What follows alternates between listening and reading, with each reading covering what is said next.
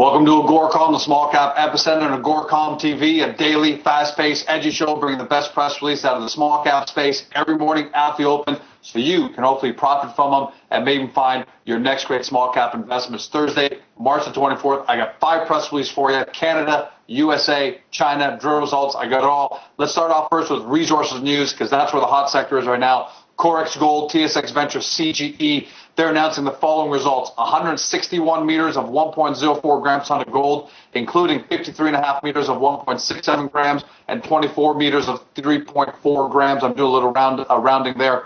That's from their project in Mexico. The company says they continue to report exploration success and that these new holes have encountered significant mineralization. This company's word, but those numbers don't lie, that's for sure. About the company, their flagship property is the Santana project in Mexico. It's a new gold discovery, and in addition to that, Gold Corp has implemented an ongoing exploration program at their 100% owned Zuluaga property in Mexico as well. Closed yesterday 64 cents. 52-week range, 41 on the low, 94 on the high, so they're a little closer to the low. Market cap about $25 million.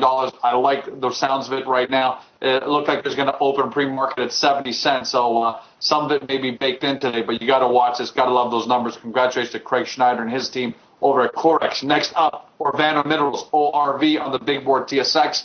These are results from the El Val Buena Carlos mine in northern Spain. 2 holes here, 10 meters of 10 grams per ton of gold and 3 meters of 14 grams per ton of gold. You got to like those numbers. This is a gold producer. They've got a strong balance sheet. They're transitioning into a multi-mine gold and copper producer.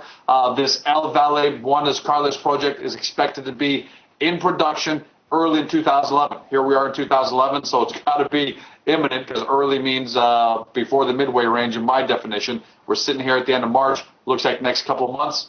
Go do some due diligence. 3-way close yesterday, 52-week range, 103 on the low, 397 on the high. Definitely closer to the higher end of their trading range, especially with the mine coming online. Not a surprise. Congratulations to Roland and his team over there. Tyhee Gold, TDC on the venture. 8.2 meters of 12.5 grams of gold. This from the Yellowknife Gold Project in the Northwest Territories. Diamond drilling, according to the company, continues to expand the main zone. In addition, a second drill is completing infill drilling on another zone. They're getting more details where only limited reserves have been identified in the preliminary feasibility study released in July of 2010. David Webb had a quote. That's President and CEO of the company. We've got an excerpt here. Gold mineralization continues to be developed to the east of the established resource, and the company is testing its width at this point. A little bit about the company. They're actively moving this wholly owned Yellowknife Gold Project towards production with a defined resource of 2 million ounces of gold in the measured and indicated, including a proven and probable reserve of over 800,000 ounces of gold. A positive preliminary feasibility study had been completed. Application to construct and operate a 3,000 ton per day mine and mill complex have been submitted. They still got to issue their environmentals or they got to submit their environmental assessments, and they're saying it's going to take place the next couple of months. Closed yesterday 17 cents, 25.5 on the 52-week high, 7 cents on the low. Switching over to China, you know we love that space despite some of the controversy there. CSUN Energy, a specialized solar cell and module manufacturer, trades on the stock symbol CSUN. Love that symbol on the NASDAQ. Here are the highlights of their financial results for the year. Revenue, $517 million, up 81%. Net income, $51 million. That compares to a net loss of $10.3 million. Huge top and bottom line gains. Net profit for ADS on a diluted basis, $1.26. Company closed yesterday at $3.96. You do the math, you do the homework. Loving this. Very tight trading range, 52 weeks.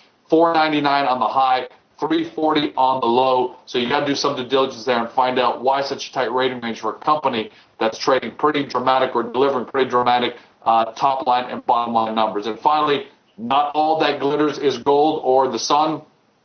CONM Healthcare, CONM on the AMEX. I love these results, and I love the company even better. I'll tell you why. Revenue up 15% to a record $60 million. This is for the year ended December 31st, 60.7 to be exact. Net income, $1.5 million or 9 cents per diluted share. That compares to a net loss of $27,000 or 0 cents per share last year. So you got big upside growth on the top line, nice recovery on the bottom line, coming out of a loss of 27 grand to end up at a gain of $1.5 million. Here's what I love about it: the business, recession-proof, correctional healthcare services. They've been providing since 1984, and right now they currently serve county and municipal correctional facilities in 7 states. That business isn't going anywhere. It's solid. Crime and population going to continue to increase, even if crime doesn't increase. So you know they're going to have more and more people to deal with and more revenues as time goes on. Closed yesterday, 325, very tight trading range, 370 on the high, 273 on the low for the year. They are dead smack in the middle of the 52-week trading range. $42 million market cap, it looks like. This is the kind of company that you probably buy and sit on for a long time until they get taken out by somebody else. I don't think it's going to have a lot of stock market excitement per se, unless they come out with some really big news with more contracts. But I think that's the kind of thing you buy and sit on and wait for somebody to take them out for their income stream a couple of years down the road. That's a wrap. As always, quality over quantity. 5 great press releases for you. If you watch this on Global Investor and you're looking for more great resources news, look below me or to the left of me, depending on the page you're on. Discover the companies we've covered over the past few days. Otherwise, if you're not on the front page of AGORACOM, get there, watch the show, take a look at the best headlines right on the front page, and get into the marketplace and discover your next great small cap stock. That's a wrap. Have a great day. See you tomorrow.